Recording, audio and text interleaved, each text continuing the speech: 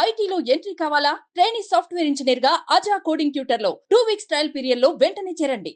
అధికారంలో ఉండగా వైసీపీ నాయకులు చేసిన పనులకు ఇప్పుడు కేసులు వెంటాడుతున్నాయి. ఒకవైపు సోషల్ మీడియాలో అనుచిత పోస్టులు చేసిన వారిపై కొరడా ఝులిపిస్తున్న పోలీసులు, మరోవైపు 2019-24 మధ్య జరిగిన రాజకీయాల దాడులపై ఫోకస్ పెట్టారు.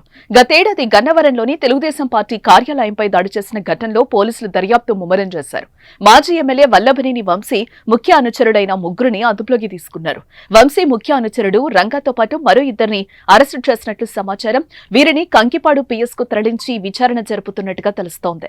2023 ఫిబ్రవరి 20న గన్నవరం టీడీపీ కార్యాలయంపై దాడి జరిగింది. వైసీపీ అనుచరుడు, వైసీపీ నాయకులు దాడి చేసి నిప్పు పెట్టారు. కార్యాలయంలోని ఫర్నిచర్ ను ధ్వంసం చేయడంతో పాటు పలువురు టీడీపీ నేతలను గాయపరిచి వాహనాలను తగలబెట్టారు.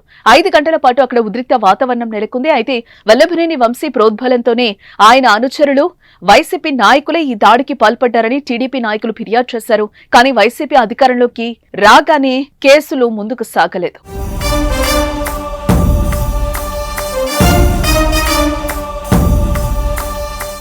టీడీపీ కూటమి అధికారంలోకి వచ్చాక కేసుపై ప్రత్యేక దృష్టి సారించింది. జూలై 9న బాపులపాడు ఎంపీపీ నగేష్ సహా 15 మందిని, తర్వాత మరో ముగ్గురిని అరెస్టు చేసి స్పీడ్ పెంచారు. తర్వాత ఈ కేసులో 71వ నిందితుడిగా ఉన్న వంశీని కూడా అరెస్టు చేసేందుకు రంగం సిద్ధం చేశారు.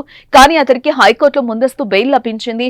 ఏపీలో ఎన్డీఏ కూటమి ప్రభుత్వం వచ్చినప్పటి నుంచి వంశీ దాదాపుగా నియోజకవర్గానికి దూరంగా ఉంటున్నారు. కానీ హైదరాబాద్ కే పరిమితం అయ్యారు. ఆయన అమెరికా వెళ్లిపోయినట్టు వార్తలు కూడా వచ్చాయి. వైసీపీ అధికారంలో ఉండగా అప్పటి ప్రతిపక్ష నాయకుడు చంద్రబాబు సతీమణి భువనేశ్వరిపై వల్లభనేని వంశీ అనుచిత వ్యాఖ్యలు చేయడం తీవ్ర సంచలనమే సృష్టించింది. ఆ తర్వాత కూడా నారా లోకేష్ చంద్రబాబులపై వ్యక్తిగతంగా తీవ్ర విమర్శలు చేశారు. వాటితో పాటు గన్నవరం టీడీపీ ఆఫీస్ పై దాడి కేసు కూడా ఆయన్ను వెంటాడుతోంది.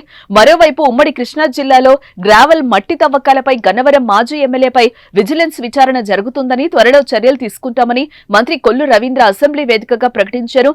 ఇదే సమయంలో గన్నవరం టీడీపీ కార్యాలయం దాడి కేసుపై పోలీసులు దర్యాప్తు వేగవంతం చేయడంతో వల్లభనేని చుట్టూ ఉచ్చు బిగుస్తున్నట్టుగా తెలుస్తోంది.